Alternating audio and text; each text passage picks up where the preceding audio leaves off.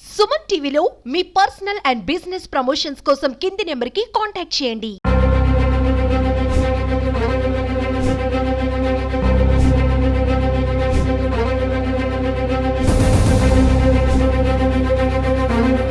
విజయవాడ వరదలకు ఎంతో మంది లక్షల మంది అతలాకుతలమైపోయారు, రోడ్డున పడిపోయారు. ముఖ్యంగా కుటుంబాల గురించి పక్కన పెట్టేస్తే వ్యాపారులు అయితే తీవ్రంగా నష్టపోయారు. ఎందుకంటే లక్షల వ్యయంలో వేల వ్యయంలో వాళ్ళు అక్కడ స్టాక్ పెట్టుకోవడం, అదంతా మట్టి పాలైపోవడం, బురదలో చిక్కుకుపోవడం, వరద నీటిలో వారం రోజుల పాటు నానిపోవడంతో దానిలో ఉన్న ప్రతి వస్తువు కూడా పూర్తిగా పాడైపోయాయి. కొన్ని వస్తువులు అయితే అసలు ఎందుకు పనికిరాకుండా అయిపోయాయి. మళ్ళీ ఇప్పుడిప్పుడే ఎండలు రావడము, వరద నీరు తగ్గడం వల్ల ఆ చిరు వ్యాపారులందరూ, చిన్న చిన్న వ్యాపారం చేసుకునే వాళ్ళందరూ ఆ పాడైపోయినవన్నీ క్లియర్ చేసుకొని కొత్తగా మళ్ళీ స్టాక్ తెచ్చుకొని పెట్టుకుంటూ వ్యాపారం సాగిస్తూ ఉన్నారు. ఇక్కడ చాలా చిన్న వ్యాపారం, రాళ్ల ఉప్పు, అలాగే సాల్ట్, బెల్లం, చాక్ పీసులు ఇలా అమ్ముకునే ఒక లేడీ ఉన్నారు మనతోటి, వ్యాపారం చేసుకునే వాళ్ళు. అమ్మ చెప్పండి, మీరు ఏమేమి అమ్ముతూ ఉంటారు ఇక్కడ? మేము బెల్లం అమ్ముతాం, కల్లుప్పు అమ్ముతాం, సాల్ట్ అమ్ముతాం, చాక్ పీసులు అమ్ముతాం. మొత్తం నష్టపోయాం. షాప్లో ఏమీ లేదు. మొత్తం మేము వచ్చే వరకు ఈ వాటర్ ఇంత లెవెల్ వరకు వచ్చేసినాయి. బెల్లం అయితే 250 బాక్సెస్ మొత్తం వాటర్లోనే వేసేసాం. ట్రాక్టర్కి వేస్తే మళ్ళీ గొడవ చేస్తారని చెప్పి అదంతా క్లీన్ చేసేసుకొని ఇంకా సాల్ట్లై క్లీన్ చేసుకుంటున్నాం. మొత్తం 4 lakhs లాస్ మాకు. 4 లక్షలు నష్టపోయారు. ఎప్పటి నుంచి చేస్తున్నారమ్మా ఈ వ్యాపారం? మేము 2.5 years నుంచి చేస్తున్నాం.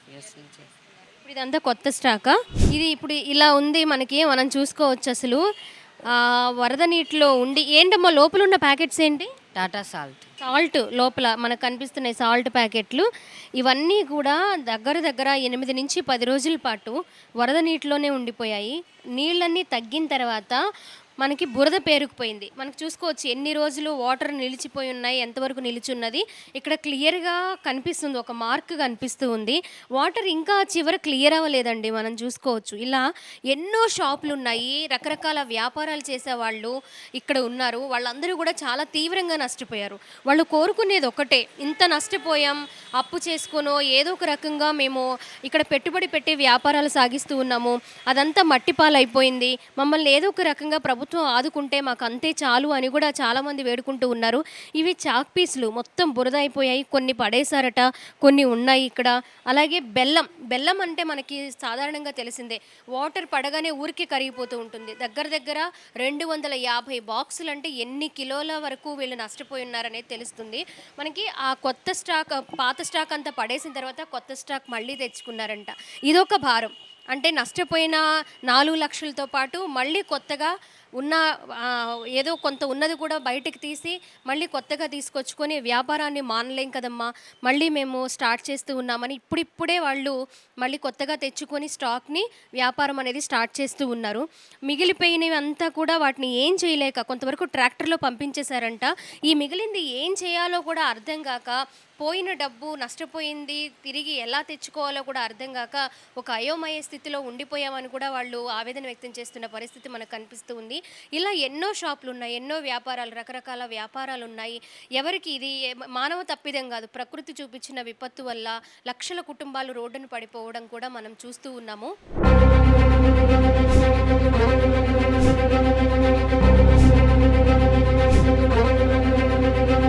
విజయవాడకు సంబంధించిన వరద ప్రాంతాలలో ఇప్పుడిప్పుడే షాప్స్ అన్నీ ఓపెన్ అయ్యి వాళ్ళు ఎంతవరకు నష్టపోయారు, అలాగే ఏమేం పాడైపోయాయి అనేది కూడా షాప్స్ అన్నీ క్లీన్ చేసుకుంటున్న పరిస్థితి ప్రస్తుతం వరదలు తగ్గిన 4 రోజులకు కూడా కంటిన్యూ అవుతూ ఉంది. మరి గత 2 రోజుల నుంచి కూడా ప్రభుత్వం ఏదైతే ఒక కమిటీని ఏర్పాటు చేసి ఎంతవరకు ఆస్తి నష్టం జరిగింది అనే దాని మీద సర్వే నిర్వహించిందో, అలా కొన్ని షాప్స్ని కూడా వాళ్ళు వెళ్ళడము, ఏమేం పోయాయి, ఎంతవరకు కోల్పోయారు అనేది కూడా వివరాలు తెలుసుకోవడం కూడా ప్రస్తుతం జరుగుతూ ఉంది. మనం ఇక్కడ చూసుకోవచ్చు, ఒక జిరాక్స్ సెంటర్ అనమాట. 10 ఏళ్ళుగా కూడా ఇక్కడ జిరాక్స్ సెంటర్ నడిపిస్తూ జీవనం సాగిస్తూ ఉన్నారు.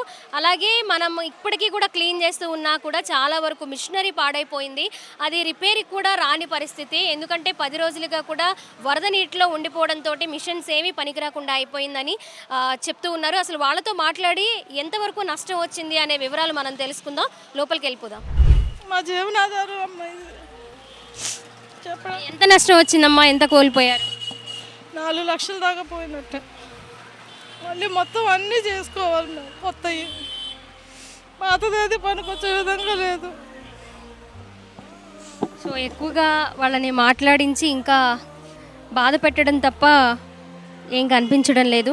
అది జిరాక్స్ మిషన్ పెద్దది ఒకటి ఉంది మేడం, 1,20,000 అది. ఇది వచ్చి కేఎస్ఆర్ మిషను, ఇది వచ్చి 50,000.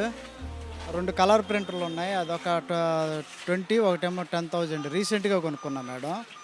ఇంకోటి వచ్చి సిపియు మేడం, మొన్నే అది రిపేర్ కూడా చేయించుకున్నా, బాగుంది వర్క్.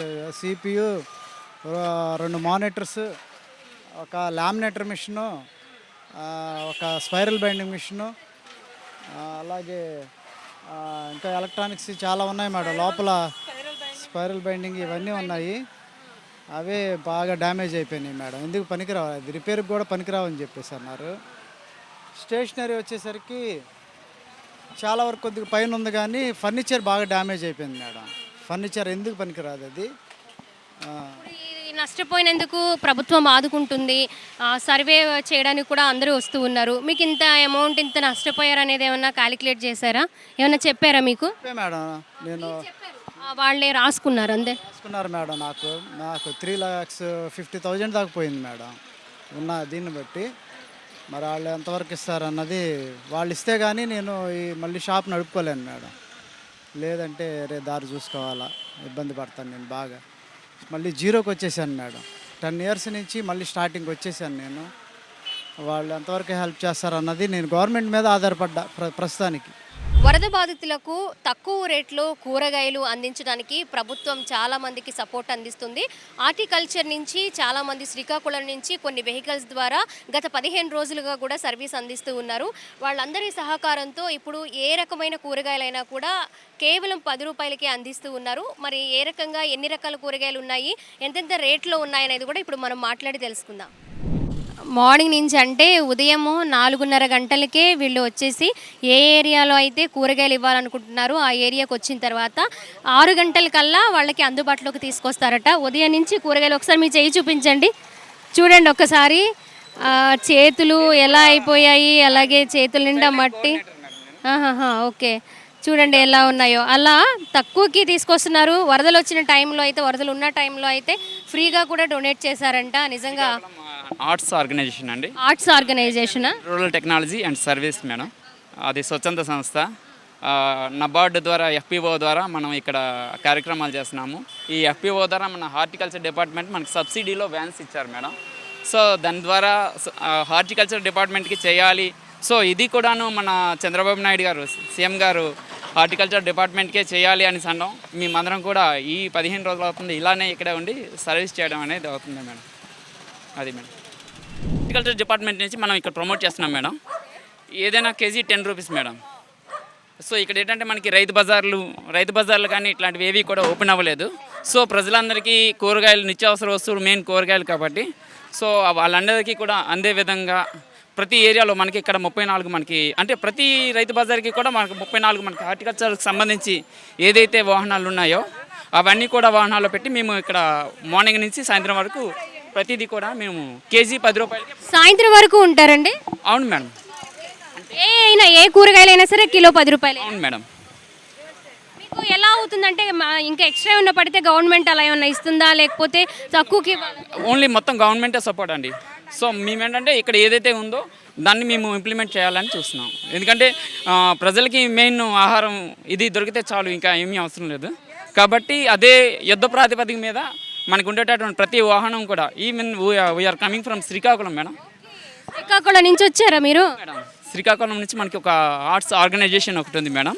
సో దాని ద్వారా మనం 3 వాహనాలని తీసుకొచ్చాం శ్రీకాకుళం నుంచి, అలాగే విజయనగరం నుంచి, విశాఖపట్నం నుంచి. ఇట్లాగా ఏదైతే ప్రతి దీనికి మనకి హార్టికల్చర్ డిపార్ట్మెంట్ ఏదైతే వాహనాలకి ఉన్న సబ్సిడీ ఇచ్చారో వాహనాలు ప్రతిదీ కూడా ఇక్కడికి వచ్చి మేము సర్వీస్ చేసి ప్రతి వాళ్ళకి ఇస్తున్నాం.